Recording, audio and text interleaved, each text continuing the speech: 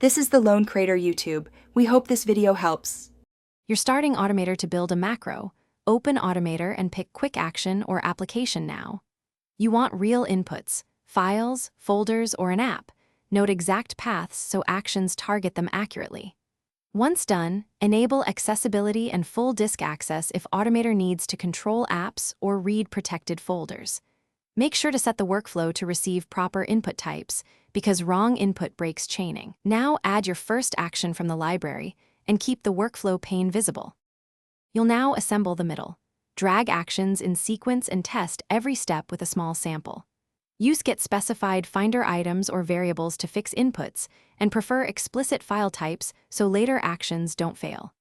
Insert filter finder items or conditions to prevent errors, and when logic gets complex, use run Apple script or run shell script to handle loops and parsing.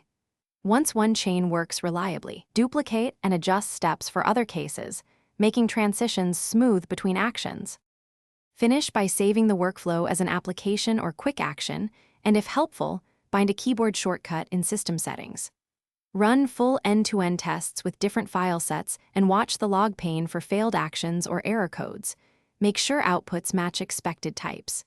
If something fails, isolate the troubled step, confirm permissions and file paths, then add a small delay or a retry loop to handle timing issues. One key tip: check accessibility and full disk access first if Automator won't control apps. Thanks for watching. Consider subscribing if we helped you.